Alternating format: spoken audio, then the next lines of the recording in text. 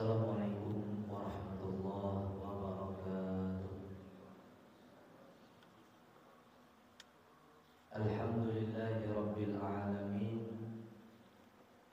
Alhamdulillahilladzi ahyana ba'dama amatana wa ilaihin nusyur. Asyhadu an la ilaha illallah wahdahu la syarika lah wa asyhadu anna Muhammadan abduhu wa rasuluh. Allahumma shalli wa sallim ala nabiyyina wa maulana Muhammad wa ala alihi wa ashabihi wa dhurriyyatihi wa man tabi'ahum ila yaumil qiyamah. Radina billahi rabba wa bil islami dina wa bi Muhammadin nabiyyan wa rasulah. Asbahna wa asbahal mulku lillahi walhamdulillahi la syarika lah. La ilaha illa huwa wa ilaihin nusyur. Asbahna ala fitratil islam wa kalimatil ikhlas wa ala dini nabiyyina Muhammadin sallallahu alaihi wasallam. Rabbi shrah li sadri wa yassir li amri wahlul 'uqdatam min lisani yafqahu qawli. Amin ya rabbal alamin. Jamaah salat subuh Masjid Agung Pasaman Islamic Center yang insyaallah kita dimuliakan oleh Allah Subhanahu wa taala. Pertama kita bersyukur, alhamdulillah kita telah melaksanakan kewajiban kita. Setelah Allah bangunkan kita, maka kita memuji Allah dengan doa alhamdulillah alladzi ahyana ba'dama amatana wa ilaihin nusyur.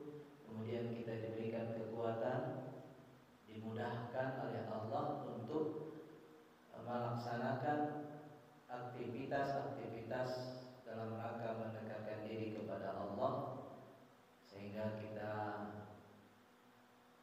telah melaksanakan sholat subuh berjamaah. Dan insyaallah kita duduk dan berdiam sejenak dalam rangka hadir di taman surga, yaitu majelis ilmu. Kata Rasulullah, "Idza marartum bi riyadil jannah farta'u." Kalau kalian melewati suatu taman surga, maka berhentilah, hadirilah. Maka para sahabat bertanya, apa itu taman-taman surga itu? Maka disebutkan hilaqul dzikr, ya, yaitu majelis yang di dalamnya mengingatkan kepada Allah Subhanahu wa taala. Jadi kalau kita melewati orang sedang berzikir, sedang kajian, dianjurkan untuk mendengarkan. Bagaimana kalau kita sudah di tempatnya?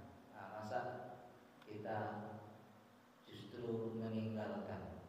Mudah-mudahan semakin banyaklah kebaikan yang kita dapatkan, dan mudah-mudahan hadirnya dan duduknya kita di majelis ini semakin berkahlah kehidupan kita. Allahumma sholli ala Muhammad wa ala ali Muhammad. Kita bacakan, kita kirimkan kepada baginda kita Rasulullah sallallahu alaihi wasallam, yang beliau merupakan penyelamat bagi umatnya di dunia ini, dan juga penyelamat, penolong bagi umatnya di akhirat kelak. Bapak dan Ibu yang dimuliakan Allah, kita sebelum memasuki kajian kita seperti biasa hadis, kita juga mendoakan untuk saudara-saudara kita yang saat ini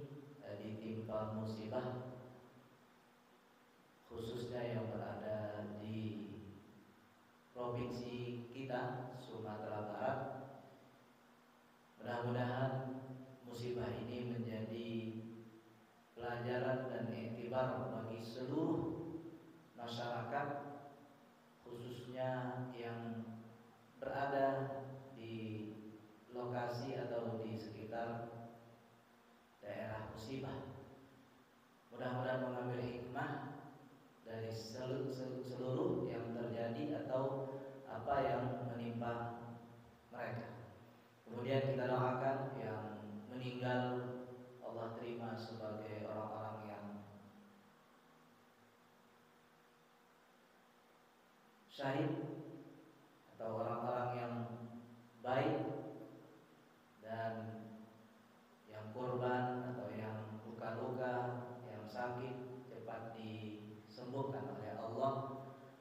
Yang belum ketemu mudah-mudahan diketemukan, dan mudah-mudahan dalam keadaan hidup, mudah-mudahan. Yang terpisah dengan keluarganya mudah-mudahan dipertemukan kembali, dan mudah-mudahan kondisi mereka cepat pulih kembali, rumah mereka, sawah, ladang, perkebunan, peternakan, dan seterusnya. Kita berdoa kepada Allah, mudah-mudahan segala yang akan mencelakakan mereka, mencelakakan kita, membahayakan kita, dijauhkan dari kita semuanya. Amin ya rabbal alamin. Walaupun Bapak dan Ibu, kajian tentang musibah ini memang payah kita menerjemahkan, sulit kita menerjemahkan secara hakikatnya, karena bisa saja dengan adanya kurban ini atau dengan adanya musibah atau korban dan lain sebagainya membuat seseorang itu menjadi lebih baik kehidupannya di mata Allah Subhanahu wa Ta'ala. Jadi kalau di dalam kajian hikmah disebutkan oleh Ibnu Athaillah itu, kalau orang itu tidak bisa Allah kasih dengan kenikmatan untuk mendekat dengannya, maka Allah akan kasih kesusahan agar dia dekat dengan Allah. Jadi kalau kita dikasih nikmat, dikasih rezeki, dikasih kelapangan, kemudian tidak mau kita hadir mendekat dengan Allah, tidak mau kita sujud, tidak mau kita membaca Al-Quran, tidak mau kita melembutkan hati, melunakkan jiwa di hadapan Allah Subhanahu wa Ta'ala, maka akan Allah kirimkan cara yang lain, yaitu dengan cara musibah. Dan dengan cara musibah itu tujuannya apa? Agar dia kembali kepada Allah juga. Inna lillahi wa inna ilaihi raji'un. Itu ungkapan kita ketika ada musibah, agar kita bahwa sadar sungguhnya ini milik Allah dan akan kembali kepada Allah. Maka Bapak dan Ibu yang dimuliakan Allah, mudah-mudahan hikmah di balik itu semua, rakyat atau masyarakat Sumatera Barat semakin dekat dengan Allah Subhanahu wa Ta'ala, semakin bertakwa kepada Allah Subhanahu wa Ta'ala. Pagi ini Bapak dan Ibu, kajian kita tentang hadis-hadis sholat berjamaah. Pertemuan yang lalu kita sudah sebutkan bahwasanya di antara keutamaan sholat berjamaah itu seperti balasannya itu seperti orang yang sholat berjamaah itu mendapatkan 27 derajat daripada sholat sendirian. Jadi kalau kita sholat sendirian mendapatkan satu kebaikan, kita sholat berjamaah mendapatkan 27 kebaikan. Kemarin kita sebutkan ada yang sering ada riwayatnya 25, ada yang 27. Nah, itu boleh-boleh saja motivasinya, ya, silahkan. Walaupun kemarin kita sebutkan sedikit perbedaan ulama, yang 25 itu kata mereka yang sholat berjamaahnya di rumah, yang sholat berjamaahnya di pasar misalnya, ya, di kedainya, bukan di masjid. Yang 27 di masjid. Ada yang mengatakan yang 25 itu yang rumahnya dekat masjid. yang 27 yang rumahnya jauh masjid. Nah, maka yang jauh-jauh masjid bagus gitu ya, banyak pahalanya insyaallah. Hari ini Bapak dan Ibu kita akan baca hadis Abu Hurairah. Anna Rasulullah sallallahu alaihi wasallam qala walladzi nafsi biyadihi laqad hamamtu an amura bihatabin fayuhtatab. Dari Abu Hurairah bahwasanya Rasulullah sallallahu alaihi wasallam bersabda, demi zat yang jiwaku berada di tangannya, aku ingin mengumpulkan atau minta didatangkan kayu bakar kemudian dibakar. Tsumma amuru bis-shalati fayu'adzanu laha. Tsumma amuru rajulan fayumman nas. Maka kata beliau, kemudian setelah api dah hidup, aku akan menyuruh orang untuk sholat, azan. Kemudian akan aku perintahkan orang untuk menjadi imam. Tsumma ukhalifu ila rijalin la yashhaduna shalah. Kemudian kata Rasulullah, saya akan pergi berkeliling kalau bahasa ininya patroli gitu ya, mencari siapa yang tidak sholat berjamaah. Fa uharriqu alaihim buyutahum, maka akan kubakar rumahnya. Kira-kira kalau subuh ini ada yang patroli yang tidak ke masjid terus dibakar rumahnya, alangkah banyaknya rumah terbakar ya. Ini hadis Abu Hurairah. Walladzi nafsi biyadihi, dan demi zat yang jiwaku berada di dalam genggamannya atau di tangannya, law ya'lamu ahaduhum annahu yajidu 'araqan saminan aw mirmataini hasanataini la syahidal 'isya. Kalau seandainya mereka mengetahui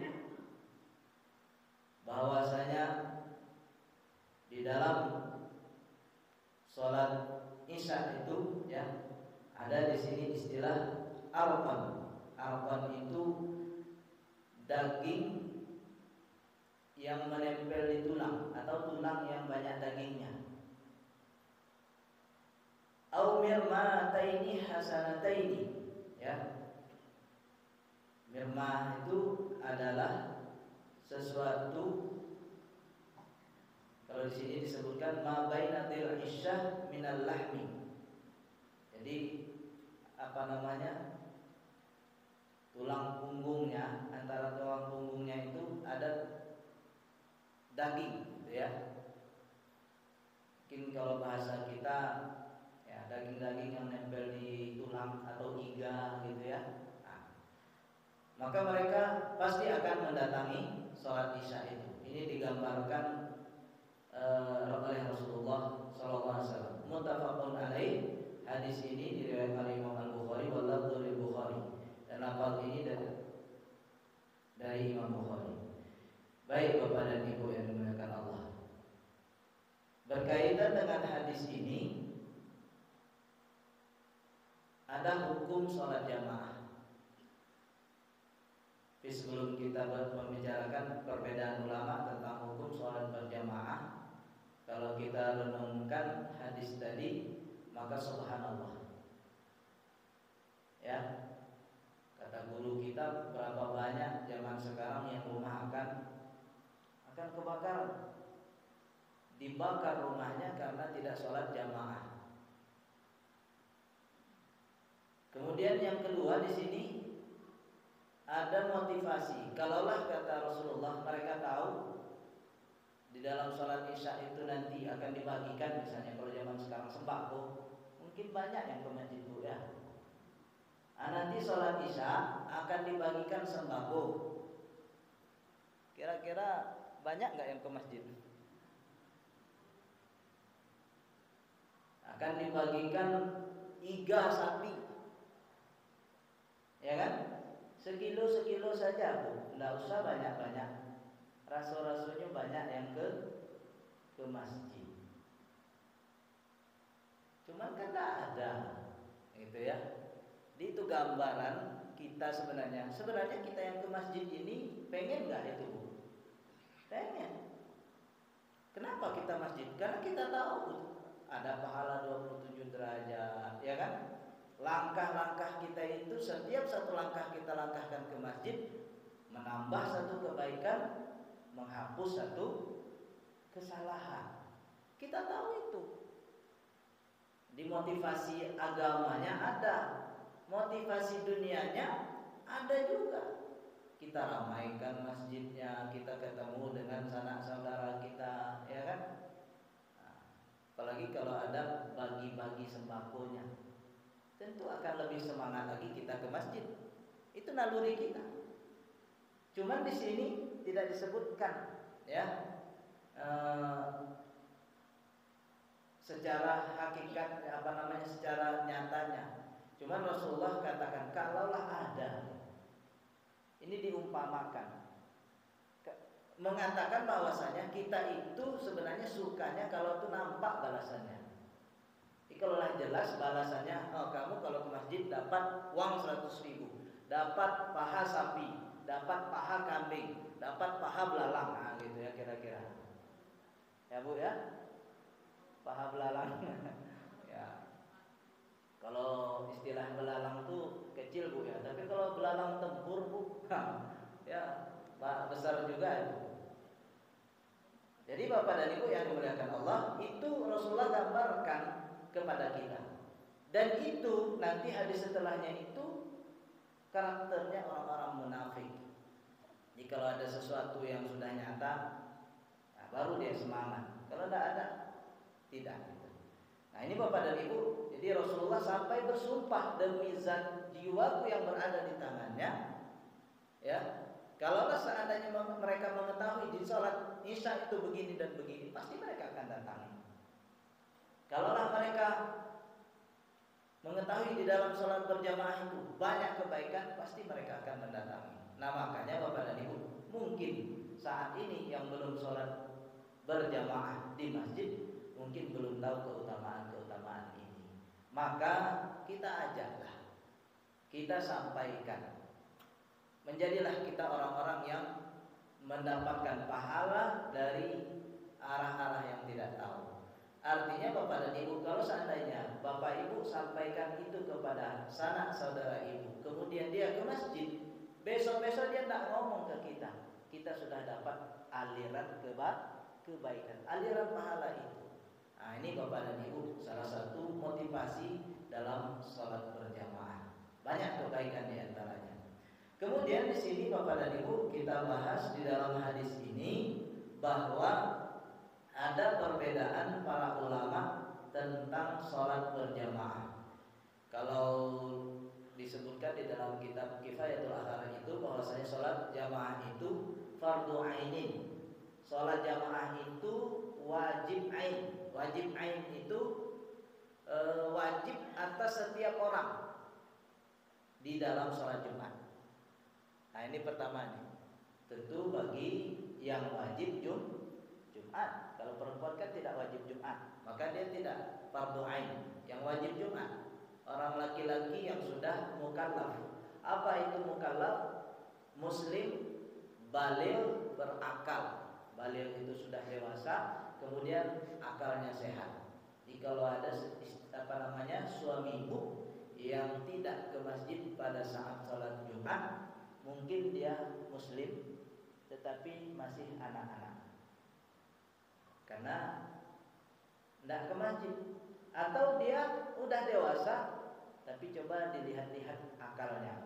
Mungkin saat sholat Jumat itu lagi tidak benar akalnya. Jadi kalau ada apa-apa, saudara-saudara kita yang belum ke masjid setiap sholat Jumat, maka mungkin ada tanda-tanda yang tadi. Karena seharusnya kalau sudah terpenuhi dengan 3 tadi, muslim, berakal, kemudian dewasa, harusnya dia ke masjid. Gitu. Nah, tapi kalau dia tidak ke masjid untuk sholat Jumat, maka mungkin, ya masih ada tanda-tanda itu. Kalau tidak, kenapa dia tidak di masjid? Atau kalau istilah Ustaz Abdul Somad itu, kalau ada apa-apa sholat berjamaah di rumah, itu perempuan, itu muslimah, ya, perempuan, karena perempuan itu yang dianjurkan untuk sholat di rumah. Kalau laki-laki itu ke masjid, gitu ya. Maka ini motivasinya Bapak dan Ibu. Walaupun ada perbedaan para ulama. Wa fi ghairiha, sedangkan di selain sholat Jumat, Bapak dan Ibu yang dimuliakan Allah, ada perbedaan tentang hukum sholat jamaah ini. Menurut sebagian ulama sunnah, karena sunnah inilah banyak yang tidak ke masjid, karena sunnah katanya. Kalau menurut kawan-kawan kita yang sebelah, tidak sunnah berarti bid'ah. Dia yang tidak ke masjid itu bid'ah, karena mereka pasangannya sunnah bid'ah. Ya, jadi kalau orang yang melakukan sunnah bagus, mengikuti Rasulullah. Yang tidak melakukan sunnah bid'ah. Wa kullu bid'atin dhalalah wa kullu dhalalatin finnar. Menurut mazhab ini atau menurut orang-orang seperti ini, yang tidak ke masjid itu di neraka. Karena mereka punya pandangan seperti itu. Tapi tidak semua orang gitu ya punya pandangan seperti itu. Kemudian yang kedua, hukumnya yaitu fardu kifayah. Dan ini menurut Imam Nawawi, salah satunya kalau di mazhab Syafi'i.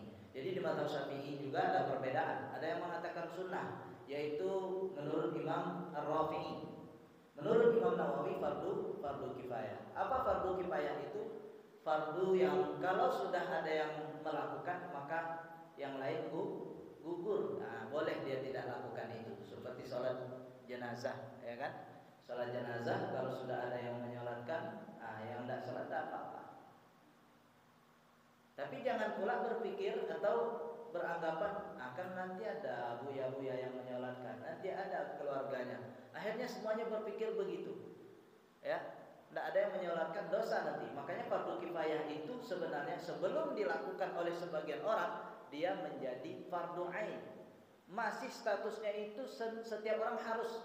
Jadi kalau seandainya ada orang meninggal, status kita semua yang ada di sini itu sebenarnya harus menyolatkan. Ketika sudah ada sebagian yang menyolatkan, baru kita bisa gugur kewajiban kita. Itu fardu kifayah. Makanya namanya fardu kifayah. Artinya fardu yang kalau sudah dilakukan dengan orang tersebut cukup. Gimana Ustaz kalau belum cukup? Berarti belum gugur. Contoh misalnya, di Palestina itu kan perang sampai saat ini. Wajibkah kita berperang bersama mereka? Kalau orang Palestina itu bukan lagi fardu kifayah, tetapi fardu ain dia, karena sudah datang, ya, sudah menyerang ke kampung, ke rumahnya, gitu ya, bahkan ke dirinya. Ini tidak ada lagi ada tentara Israel, siapapun bisa membunuh di sana. Sudah menjadi hukum ain, gitu. Setiap orang harus melakukan itu, karena membela daerahnya, membela negaranya, membela jiwanya. Tapi kalau bagi orang yang berada di sekelilingnya, maka para ulama ya mengkaji. Ya tentu orang yang terdekat dulu, orang yang perbatasan dengan Palestina. Mereka ini fardu kifayah. Kalaulah cukup, maka cukup orang itu. Kalau belum, maka sebenarnya meluas gitu. Jadi kajiannya itu syaratnya cukup, itu fardu kifayah. Kalau belum cukup, tidak bisa kita lakukan. Kalau di mazhab Syafi'i misalnya, sholat jamaah itu kan sholat Jumat itu 40 jamaahnya. Kalau kurang satu itu tidak bisa dilaksanakan sholat Jumat berjamaah, itu di mazhab Syafi'i. Artinya ada 39 orang dan satunya anak-anak gitu. Tidak bisa dilaksanakan sholat berjamaah, sholat Jumat. Karena syarat di mereka 40 gitu ya, 40 orang baligh mukim.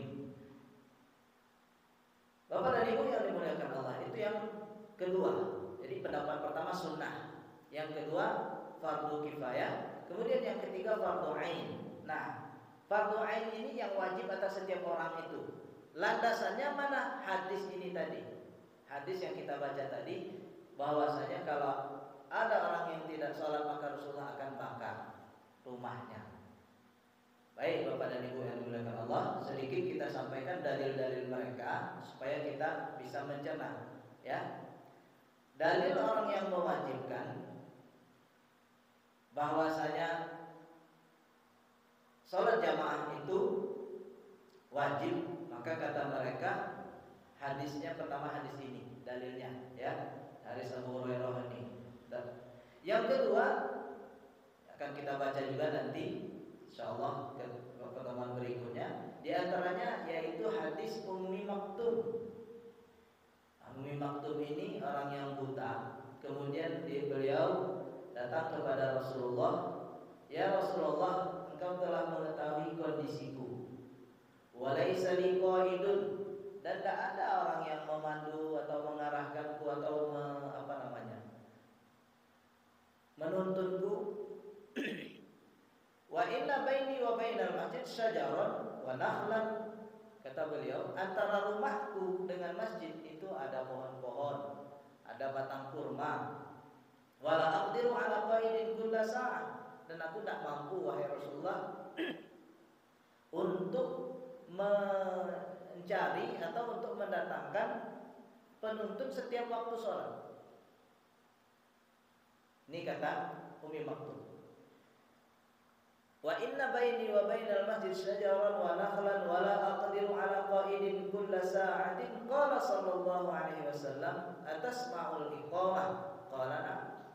Engkau dengar qomat. Dalam riwayat lain engkau dengar azan. Maka kata Ummi Maktum, na'am. Na'am itu ya, kalau bahasa Arabnya. Kalau bahasa kitanya ya, gitu ya. Apakah kamu mendengar panggilan azan atau panggilan iqamah? Kata Ummi Maktum, na'am, ya wahai Rasulullah. Qala fahdurha, maka kata Rasulullah, datangilah. Nah, coba Pak dan Ibu, kita alhamdulillah sehat Bu ya. Walaupun gelap-gelap aja masih bisa kita lewati. Batu yang kecil bisa kita singkirkan dari arah kita. Tanjakan yang sedikit menanjak bisa kita lewati.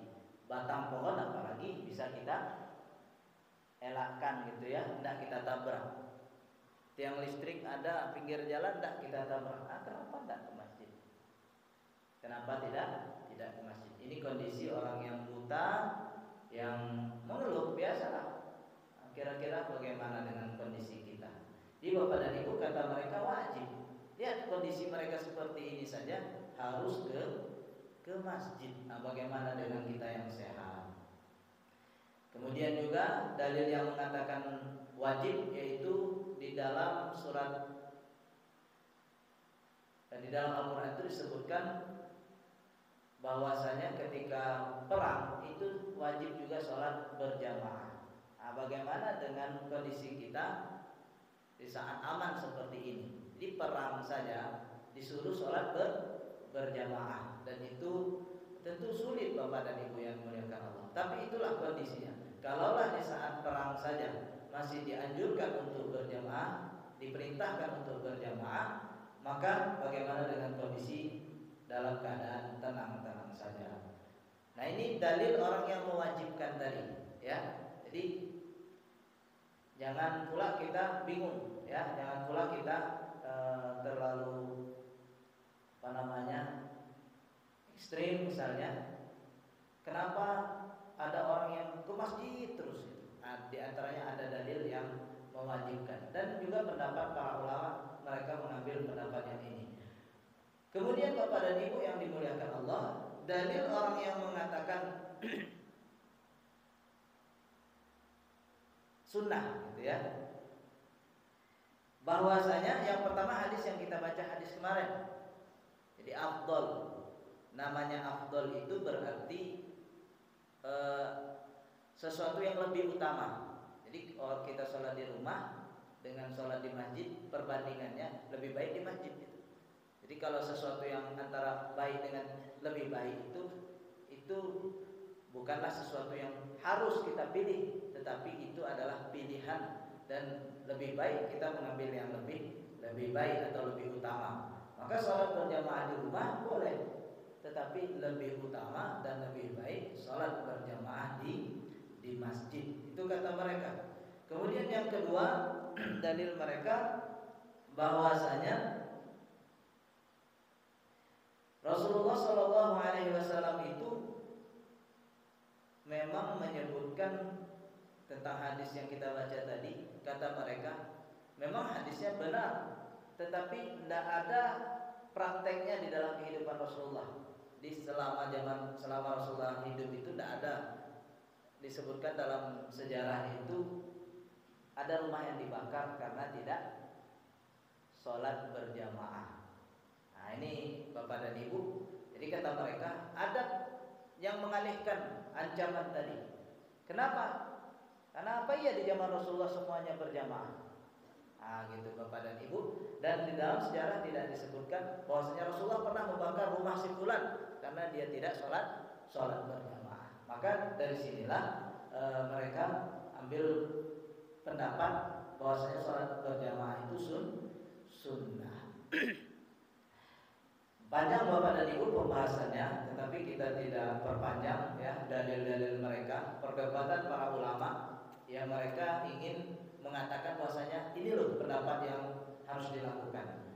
Pada intinya Bapak dan Ibu yang dimuliakan Allah, apakah itu wajib atau itu sunnah atau itu fardu kifayah, seharusnya dan sebaiknya lah kita ke masjid. Karena kata Allah juga, innama ya'muru masajidallahi man amana billahi wal yawmil akhir wa aqamas shalah. Nah gitu ya. Dia orang-orang yang memakmurkan masjid ini ya adalah man amana billah. Ada pujian Allah untuk kita. Jadi kalau kita rajin ke masjid itu mesti orang yang rajin memakmurkan, membersihkan, mengisi masjid, yang sering hadir ke masjid itu dia beriman kepada Allah, beriman kepada hari akhir. Dia yakin akan ada pembalasan setelah kehidupan ini. Maka dia juga mendirikan sholat. Jadi Bapak dan Ibu yang dimuliakan Allah, terlepas dari hukumnya wajib atau sunnah, maka sudah seharusnya kita makmurkan rumah Allah ini. Jangan sampai besar bangunannya, megah, indah fisiknya, tetapi kosong orang yang memakmurkan di dalamnya. Nah ini tentu menjadi prihatin juga bagi kita. Walaupun kalau kita kaji secara hukum antara yang wajib dengan sunnah itu, maka akan ada konsekuensi nanti. Kalau kita mau mengambil hukumnya sunnah, maka berarti kalau kita tidak ke masjid atau tidak sholat berjamaah di masjid, ya tidak berdosa kita. Tapi kalau yang mewajibkan tadi sholat berjamaah di masjid, maka kalau dia tidak ke masjid, berdosa dia, karena hukumnya wajib. Nah, ini Bapak dan Ibu yang dimuliakan Allah, apa yang bisa kita sampaikan pada subuh ini. Insyaallah di pertemuan berikutnya akan kita baca hadis dari Abu Hurairah juga berkaitan sholat-sholat yang berat dilakukan oleh orang-orang munafik. Nah ini berkaitan dengan sholat berjamaah di masjid ini. Di berkaitannya kalau kita ke masjid itu, maka insyaallah kita terbebas dari nifaq atau munafik. Maka mudah-mudahan pekan berikutnya dapat kita sampaikan. Semoga Allah memberi kita kemudahan dan dipanjangkan umur kita. Amin ya rabbal alamin. Demikian Bapak dan Ibu yang bisa kita sampaikan. Atas segala kekurangan mohon dimaafkan. Mudah-mudahan apa yang kita dengarkan dan apa yang kita sampaikan menjadi bekal untuk kita amalkan, agar kita lebih maksimal dan lebih banyak amal ketika kita berjumpa dengan Allah Subhanahu wa taala nanti. Kita sama-sama tutup dengan doa kafaratul majelis. Subhanakallahumma wa bihamdika asyhadu an la ilaha illa anta astaghfiruka wa atubu ilaik. Shallallahu ala nabiyyina Muhammad wa ala alihi washabihi wasallam. Assalamualaikum warahmatullahi wabarakatuh.